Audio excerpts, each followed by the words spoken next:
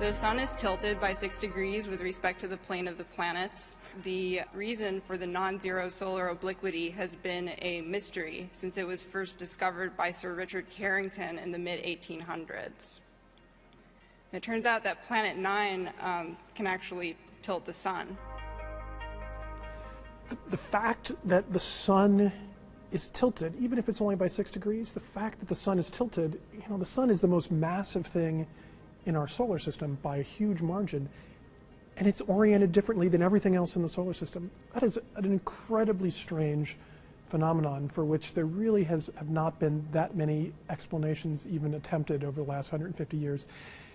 It's naturally explained by Planet 9 being exactly where we think Planet 9 is, which it's one of these mysteries that we think is now solved, that's been such a mystery that people haven't even really talked about it very much over the last 150 years because it's just been so difficult to think of why it is. It has been known since the mid-1800s that the sun is tilted. Over the years, people have put forth various explanations for it. One possibility is that the sun was interacting with the protoplanetary disk via magnetic fields. It's also possible that the disk was just asymmetrical from the beginning. And it's also possible that the sun actually had a stellar companion a long time ago. It was a moment of inspiration. Not all projects start out this way. Not all results really come. Some of them come, it slowly dawns on you. We were sitting in Constantine's office one afternoon, and we were actually thinking about a different problem entirely, which is how Planet 9 would interact with these very distant objects in the Kuiper belt that made us originally think that Planet 9 was there. And in just a moment, as we're thinking about it, and we're doing this with our hands, trying to think of directions things are going, I think we both realized at about the same time. It's like, oh, it's going to make the sun look tilted too. And it was very clear from the way we did our fingers that it was going to make an effect. What we didn't know until we did the calculations was how much of an effect was it going to have and in what direction was it going to go. But we knew it had to do something. Planet 9 has been scattered out into the distant solar system. So because it has an orbital period that's so long, it has an enormous amount of angular momentum, right? As much almost as the rest of the solar system combined. So even though as an object it is not as massive as Jupiter, it has a huge lever bar. Okay? And using that lever bar, it can effectively torque the rest of the disk of the solar system by 6 degrees over the age of the sun. Next, always next on our list is find the planet. We think we have it narrowed down to a pretty small patch in the sky that we have to look at. Small patch in the sky still means we need many, many nights on the telescope. We're pretty convinced that by maybe the end of next winter, we will have been able to cover enough sky that we'll actually be able to find it. When we find it, we both show that this hypothesis has been correct, we learn about it, but we also see how much of the sun, how it should have tilted the sun too, and see if this is the only thing that's been tilting the sun or if other things are around doing it.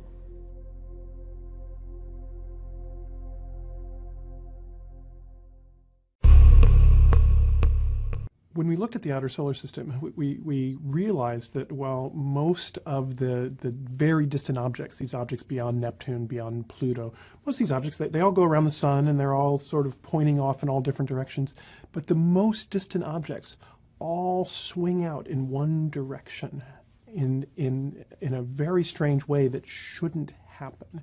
And we realized that the only way we could get them to all swing in one direction is if there is a massive planet also very distant in the solar system, keeping them in place while they all go around the sun.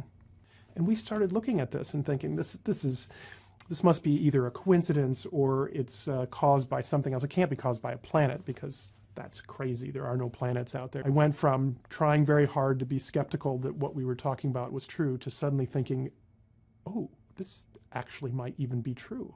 So the object itself likely is more massive than the Earth, probably a little bit less massive than Neptune. It sits right in between that terrestrial to giant icy planet range. Its orbit unlike the orbits of the known planets, is not nearly circular and planar. Instead, it is exceptionally wide, 20 times bigger than the orbit of Neptune.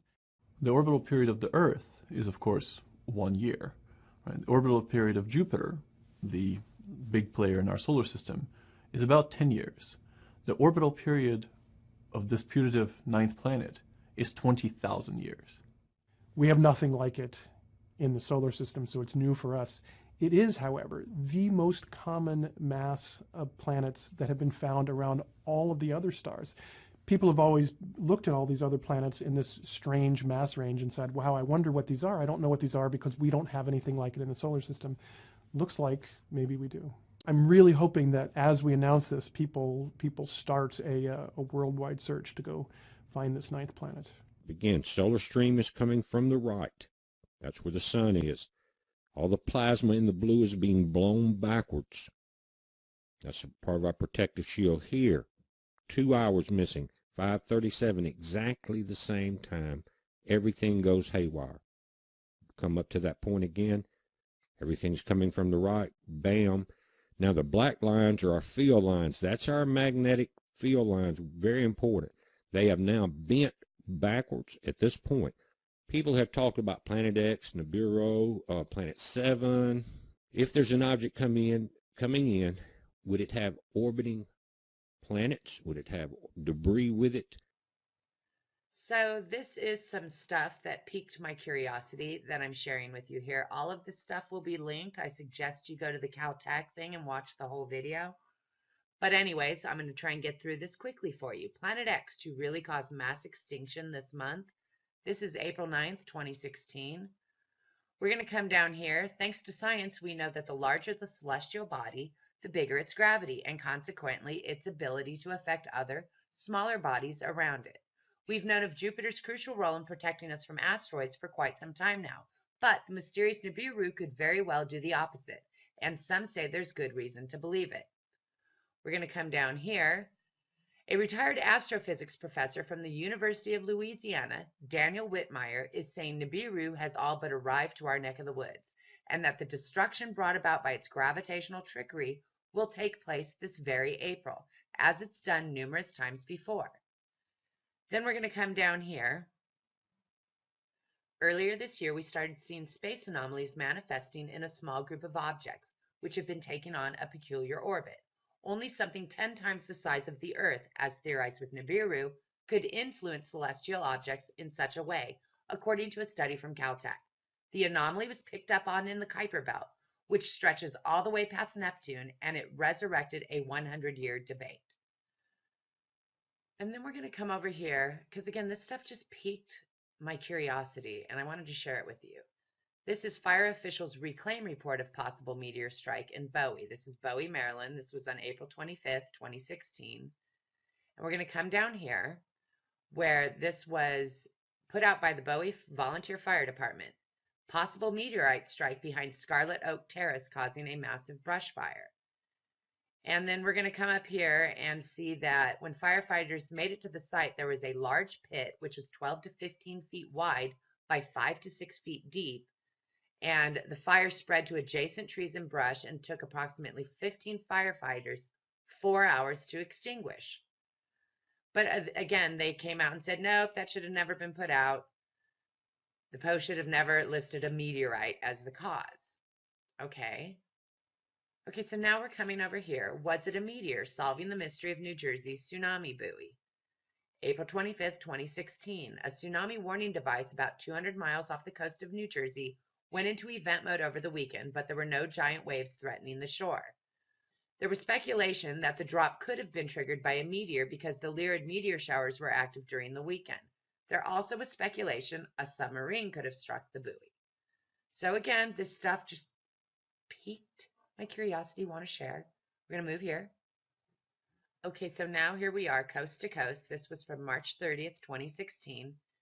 In the first half of the show, retired investigative researcher Bob Fletcher talked about his contention that a rogue Planet X or Nibiru is coming our way and the disastrous effects it could have for Earth. He first became suspicious that something was afoot when he discovered that massive amounts of money were being funneled out of the government and the Federal Reserve. He concluded that these funds were surreptitiously used for the construction and stocking of underground facilities that will house the elite and members of the New World Order while the arrival of Planet X wreaks cataclysms upon the planet's surface. According to his sources, the knowledge of Planet X dates as far back as 1983. So again, I was just like, well, that's interesting. And so we're coming over here because I remembered hearing about Rumsfeld talking about the missing $2.3 trillion that they couldn't track on September 10th. And we all know what happened on September 11th, 2001. Nobody was talking about the missing money. So I Googled just to see, and there was this one, which brought me over here. So here we are, debunked. Rumsfeld says 2.3 trillion missing from the Pentagon. In 2001, Donald Rumsfeld said, according to some estimates, we cannot track 2.3 trillion in transactions. This has been misinterpreted by many people as 2.3 trillion actually going missing. However, it's really just about the way the money was accounted for. So here's the original source. Go look at it for yourself, right? Okay. Oh, well, golly gee. Page not found. Okay, well, there was another link, right? Here, we can also see this. Huh. No input file specified, but yes, there was. So again, this was something, this has gone long, but it really, really piqued my curiosity. And I wanted to share it because, again, trying to put the pieces together. Here we are. He first became suspicious that something was afoot when he discovered that massive amounts of money were being funneled out of the government. And then, I don't know. This just made me go, that's interesting. What we have discovered is that numerous features of the Kuiper Belt, a field of icy debris beyond the orbit of Neptune, can be understood if the solar system possesses an additional ninth planet that resides well beyond the orbits of the known planets. When we looked at the outer solar system, we realized that while most of the very distant objects, these objects beyond Neptune, beyond Pluto, most of these objects, they all go around the sun and they're all sort of pointing off in all different directions. But the most distant objects all swing out in one direction in a very strange way that shouldn't happen. And we realized that the only way we could get them to all swing in one direction is if there is a massive planet also very distant in the solar system, keeping them in place while they all go around the sun. And we started looking at this and thinking, this must be either a coincidence or it's caused by something else. It can't be caused by a planet because that's crazy. There are no planets out there. I went from trying very hard to be skeptical that what we were talking about was true to suddenly thinking, oh, this actually might even be true. So the object itself likely is more massive than the Earth, probably a little bit less massive than Neptune. It sits right in between that terrestrial to giant icy planet range. Its orbit, unlike the orbits of the known planets, is not nearly circular and planar. Instead, it is exceptionally wide, 20 times bigger than the orbit of Neptune. The orbital period of the Earth is, of course, 1 year. Right? The orbital period of Jupiter, the big player in our solar system, is about 10 years. The orbital period of this putative ninth planet is 20,000 years. We have nothing like it in the solar system, so it's new for us. It is, however, the most common mass of planets that have been found around all of the other stars. People have always looked at all these other planets in this strange mass range and said, wow, I wonder what these are. I don't know what these are because we don't have anything like it in the solar system. Looks like maybe we do. There are many telescopes on the Earth that actually have a chance of being able to find it. And I think that many people will be inspired to use their telescopes. I'm really hoping that as we announce this, people start a worldwide search to go find this ninth planet. History shows us that it's a bad idea to consistently say we have now reached the end of the solar system and there's nothing beyond what we already know. And all those people who are mad that Pluto is no longer a planet can be thrilled to know that there's a real planet out there still to be found.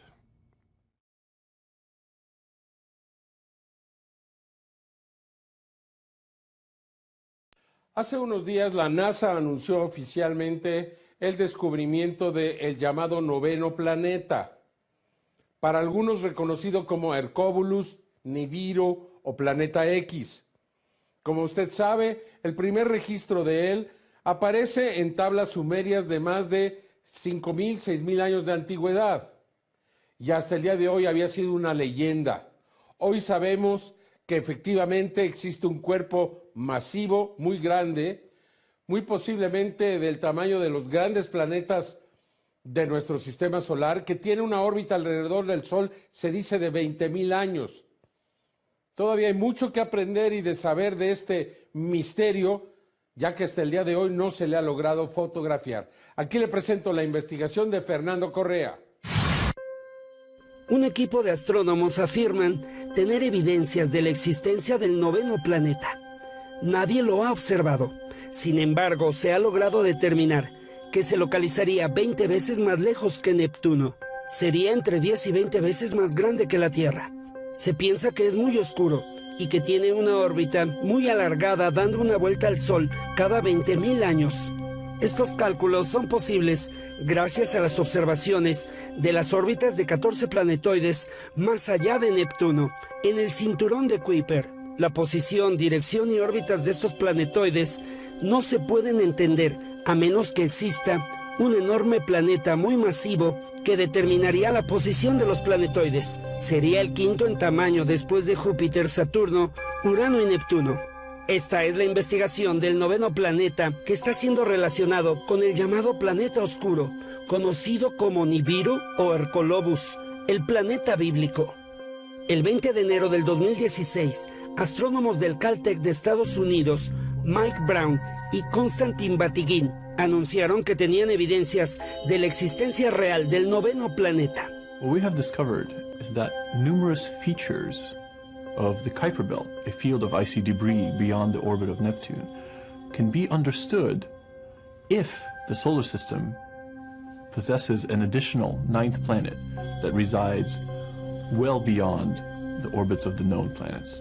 De manera que el campo gravitacional y la dirección de las órbitas de los planetoides en el cinturón de Kuiper se explican por la existencia de un noveno planeta. Mike Brown en 2003 descubrió el planetoide Sedna. En 2005, los planetoides Eris y Makemake.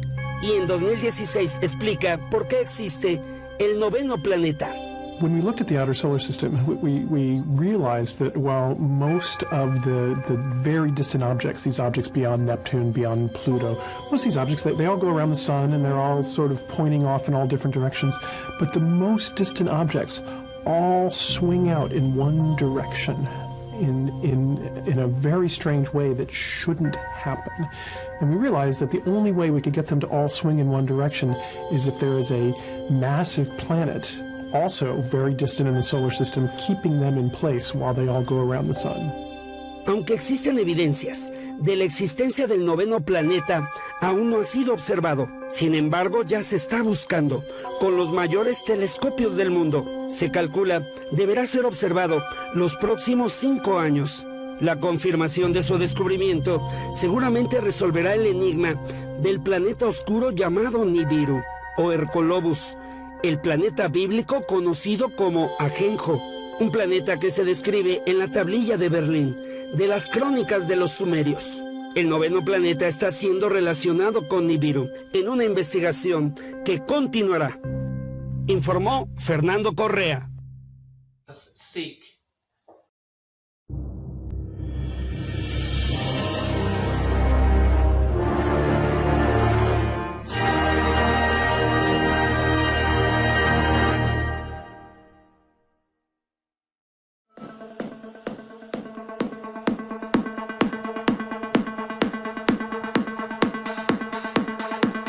Nibiru is near. That's how he describes Elenin.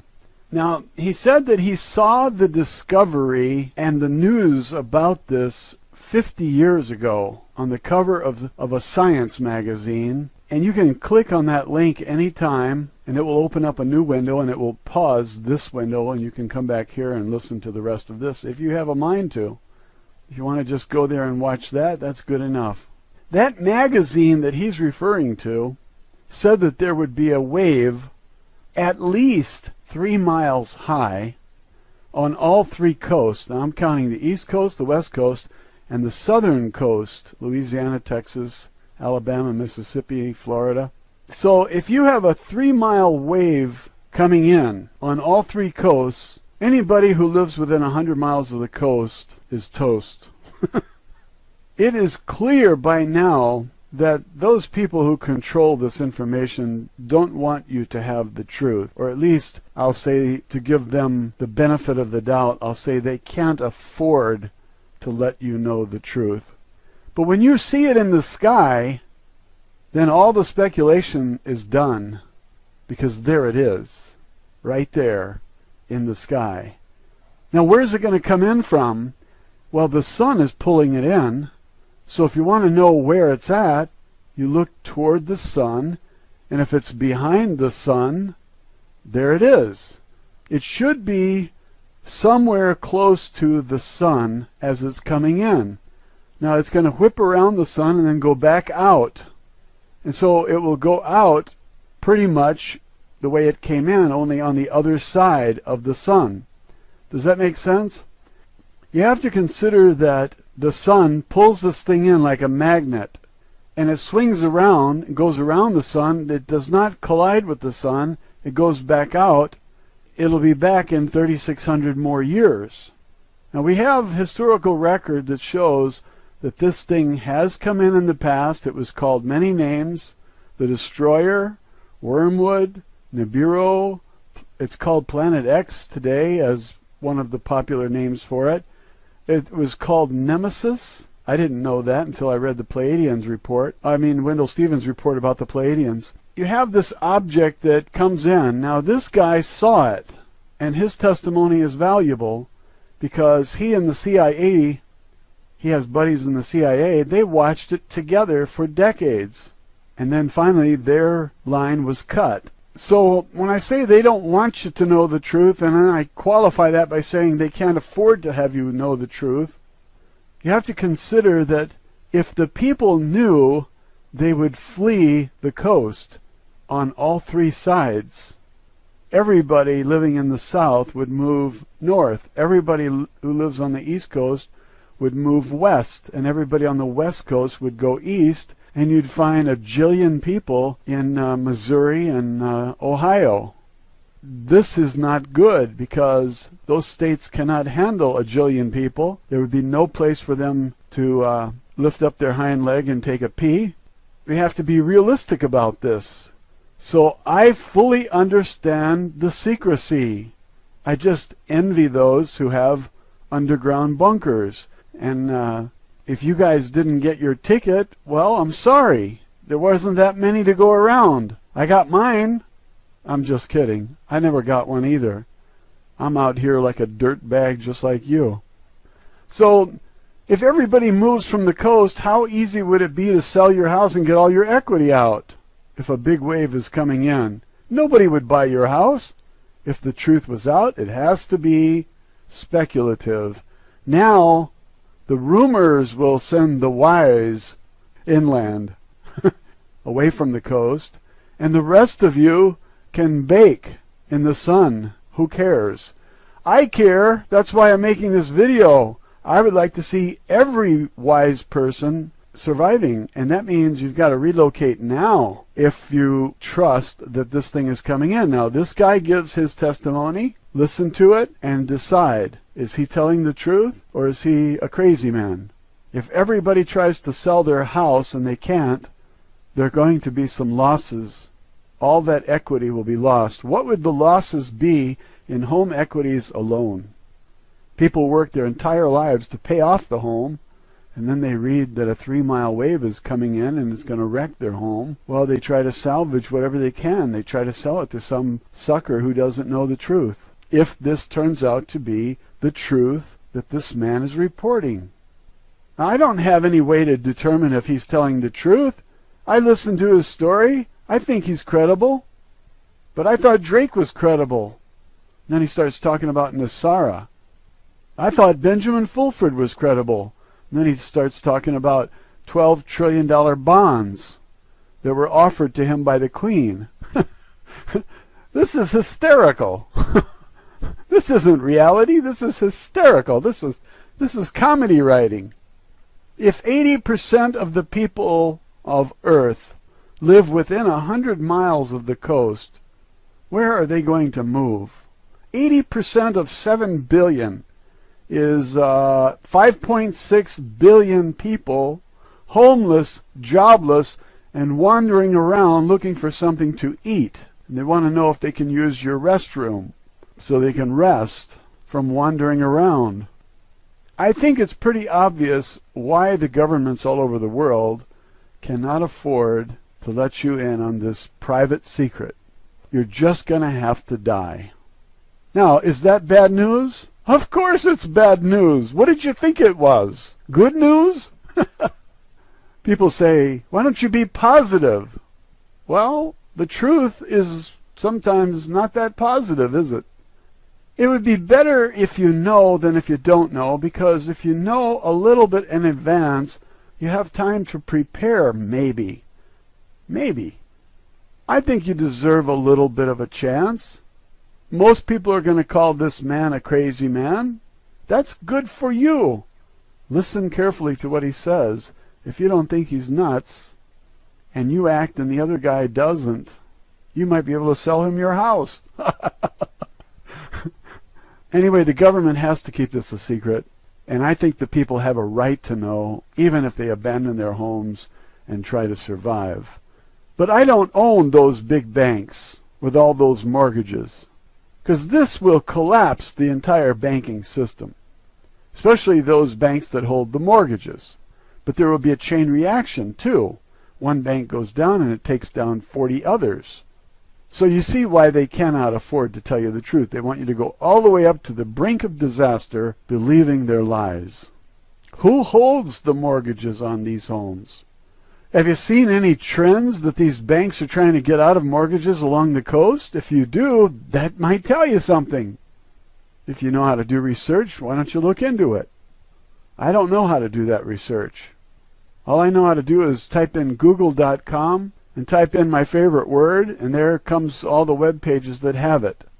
If you're more clever than that, then you lead the way.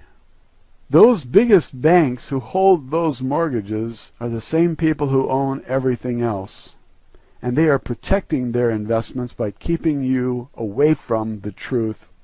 Disinformation, misinformation, and outright lies and propaganda are all legitimate in their eyes because they're protecting their assets.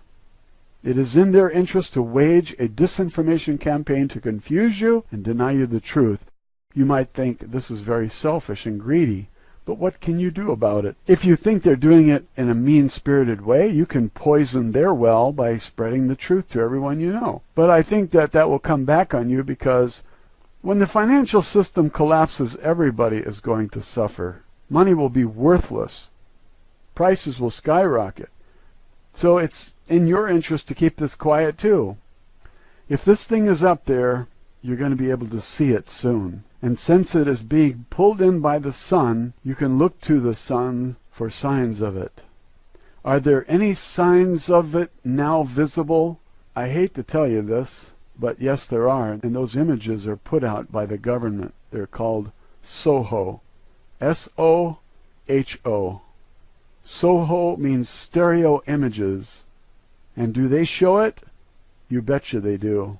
Nancy Lieder's webpage, zetatalk.com, shows you the pictures of this winged system. I can't call it a planet because it's not a planet. It's a constellation. It's a star with 7 planets going around it. If you believe that he watched it coming in for decades with his buddies in the CIA. I just think it's an interesting video. Actually, it's an audio. The only thing you get to see is a red star, fiery hot, millions of degrees, and that's what he reports. How does Nancy Lieder know that those images are Nibiru? All the drawings of Nibiru from the last time it was here show a ball and wings. And when you look at this thing as it's coming in, on the SOHO images, it looks like a ball with 2 wings. And those wings are a dust cloud, like rings around Saturn. There's 7 planets in those rings. And there's a whole lot of other debris. This guy says there are trillions of particles, and a particle to him is a 70-pound iron rock. So how does Nancy Lieder know that this object is coming in? Because she has gray friends. They're not from around here. They flew in on a flying saucer, like so many other visitors that have been coming here for thousands of years. And you can find the proof in all historical documents, wall drawings, photos taken by Billy Meyer and the group of 25 witnesses who lived at his compound and saw the spaceships coming in for decades. There are even photos from India taken at the ashram where Billy Meyer lived in the middle of the 20th century. I think I saw images from 1964 or perhaps 1956. I can't remember. At about 40 seconds into this audio video with the insider says that he was very excited about the article and he showed it to his family. The article said, "A 3-mile wave is coming in," and his family said, "Don't worry, it's not for another 50 years. And then he says, that 50 years has come and gone. And so the listener is thinking, hey, we're here, folks, if he's right. At 1 minute and 14 seconds into the video, he says, they've been watching it, referring to the CIA, and then he stopped and he said, I watched it. Now that is not hearsay. That's first-hand testimony. I watched it. This is not a man speaking in the third person. He said, I watched it. How did he get access to uncensored streaming images from the Hubble Space Telescope? He has friends in the CIA. This shows you that the CIA are the privileged class and you are a dirtbag. They're better than you. They deserve the safety of underground bunkers, and you don't. You deserve to die. You deserve to pay for those underground bunkers with your tax dollars. Now, isn't this a fair system? Why hasn't anyone else in the CIA come forward to tell us about this upcoming catastrophe? Don't they care about us? Well, if they did tell, they might be dead by now. Dead men don't talk much. That's why the CIA kills them. Are you catching on? These bankers are serious about protecting their assets, and they would even kill to keep this quiet. This is not about protecting the people or warning the people. The people are dispensable. This is about money. Money is and always has been much more important to bankers than human lives. And those at Goldman Sachs and Morgan Chase and other Illuminati-held assets are more important than your butt. When they ask you, how's the weather up there, you tell them it's windy. They believe the world is overpopulated and they would like to trim down to about 500 million, which means they want to kill 13 out of every 14 human beings on the planet. Now, why would they want to tip you off and tell you the truth? If you don't have an underground bunker, you can't survive on the surface. That's why the elite built the bunkers in the first place. And they built them with your money confiscated by the IRS. If you want me to be blunt about it. Have you noticed how much more desperate the IRS has become lately in the last decade as this thing got closer? They took everything the people had. They figure the assets you have are better off in their underground bunker than in your house on the coast because your house on the coast will not survive anyway. So in a way, it makes sense to put the money underground. And so the IRS has been extremely aggressive to the point that people thought that they have insatiable greed. I'm putting most of this in the form of questions to get you thinking because I can't do your thinking for you. And Channel 7 is not going to do this for you either. They're going to tell you what to think. It's not going to be in the form of questions. They're going to give you statements which are lies, and when you get wise, you're going to say, I realize that this is propaganda. All media is owned and controlled by the same insiders who are allowed to know that Nibiru is coming in, as evidenced by this man's report, and some have even watched it on the Hubble Space Telescope, like this insider who has a heart and decided to tell us. This secret government controls the puppet president because they appointed him to that office, and he obeys their commands. They told him to ram the health care bill through, and he followed his orders. Now they have direct access to your veins and your parents, so they can kill them off when they can no longer pay the IRS. Then they passed the law that government can kill Americans even without charges. Can you see the handwriting on the wall? Why did all of these things happen? It makes sense when you add Nibiru to the picture. The IRS getting aggressive, the passing of these laws. They want to be able to get rid of people because they're going to die anyway. Now, if you were in charge and you knew that billions were going to die, wouldn't you want to get rid of some of them ahead of time so you can incinerate the bodies? I believe they're killing Americans right now and incinerating the bodies, and I think that's the reason why you don't see homeless on the streets. Because there should be millions. If there are 50 million on food stamps, there should be another 150 million homeless. And I think we're beyond saving lives. I don't think they have any interest in saving our lives. They don't need the population in the first place, and there's no place to put 5.6 billion refugees. So they created this galactic federation of light, and they told the people that a duplicate planet to Earth was created on the opposite side of the sun so we can't see it. Now, is that a tall tale? Talk about a nutcase. Whoever the guy was that came up with that concoction, there's your nutcase.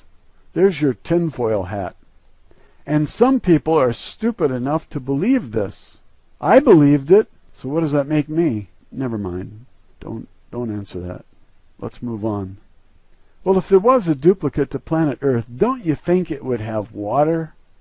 Why wouldn't that duplicate planet be just as susceptible to tidal waves as this one that we live on?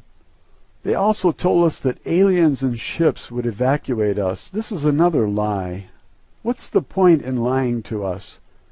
They need to stall our reaction to Nibiru by giving you false hope.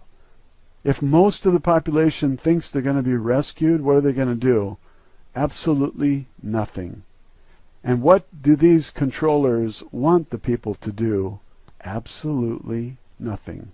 They want you to stay on the coast until the last day, and then they'll pick you up. And when they don't, you're going to be screaming, "Hey, what about us?" And they're going to say, "Sorry, suckers," just like they always do. They want to give you false hope. And if you think aliens are going to save you, forget it. They're playing you like a piano, man. This is like jazz. You know what I'm saying, man? They play you like you was a piano, man. Read the Sheldon Neidl webpage, PAO.com. POW, like powerful. POW, PAO.com. And go to the bottom of the page and click on updates. You can go back 6 years and read everything that they've ever put out. It's all propaganda. It's all baloney. Every single report sounds like they're going to land on the earth tomorrow and you're going to be saved. They're going to give you lots of money and they're going to give you devices that make free food. You're going to fly around in anti-gravity craft. Hey, don't laugh. I believed it. I believed it for years. I was telling everybody we're going to be rescued.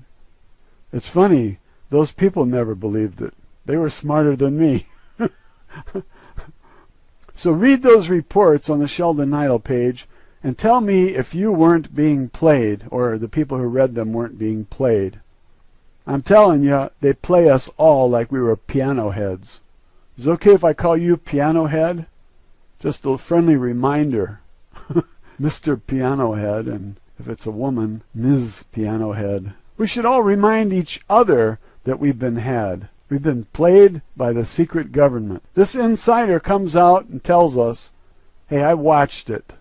It's real. Do you believe him? Listen to his testimony and tell me if you think he's speaking from actual experience or if he's the greatest actor since Al Gore. At 1 minute 23 seconds, he describes this object as a solar system with planets. He talks about the debris or the trash around it. And he says the CIA told him that the average dust particle weighs 70 pounds. It's made of iron. And when this constellation comes passing by Earth, it won't be any closer, he says, than about 20 million miles. But you know, the sun is 93 million miles away. And if this sun comes by, it's going to get pretty hot here because he said it was millions of degrees hot. I think that's going to scorch the earth. I think it's going to burn a lot of things. And there are predictions that say just that 1/3 of the earth would be burned as this thing comes whirling around. But what happens is the earth gets locked into position with this thing because they're both magnets. And so it probably only scorches one side of the earth. But if it is a star, a blazing hot star, and it comes within 20 million miles of Earth, it will be almost 5 times closer, or 1/5 the distance of the sun. And if the sun came in that close, it would burn everything up. I don't know how much heat this thing has, but it has 5 times the mass of Earth, according to some scientists. Anyway, this guy says these 70-pound rocks are going to rain down on us like hail. I have never been hit with a 70-pound iron rock falling from the sky. Have you? But I think that if hail can dent a car, I'm talking about ice hail, little tiny balls that land on the hood and they dent it, or they break the windshield. If ice can do that to your car with little tiny golf ball size rocks of ice, then what would a 70-pound iron rock do that came in from space and is traveling about 10 kilometers a second? I think it would damage homes and buildings, cars, trucks, farm equipment, tractors, barns. Everything you need to survive should be damaged. It'll wreck all the satellites. As it comes in, it's going to hit those and they're going to shatter. Because space is very cold, or something moving like a bullet that fast hits cold metal, it will probably shatter it. I don't know. I'm not a metallurgist, especially one who specializes in space. But the temperature out there is very, very cold, like 400 degrees below zero, something like that, Fahrenheit. And if that satellite gets hit with a rock, it's going to break it. It's going to render it useless. And so all of our communications are going to be destroyed. So it's going to be pretty rough on the surface. But if you got a nice cushy bunker, you'll be okay. Can you suck up to anybody in the CIA? Tell them you need one of those passes desperately? Try to save 1 or 2 of your kids, too. If a farmer's tractor is destroyed, how much food can he grow for you? If a manufacturer's plant is destroyed, how long will it take him to rebuild it if there's nobody providing resources? The whole system collapses. The whole civilization is destroyed if we get rained down on with 70-pound rocks. He says there are trillions of them. He saw them. So how long does it take to repair a factory if you have no raw materials? If the sources of all those materials is also destroyed, how long does it take to rebuild? I'm sorry to ask you these disturbing questions. I'm trying to be positive. Here's what's positive. Seek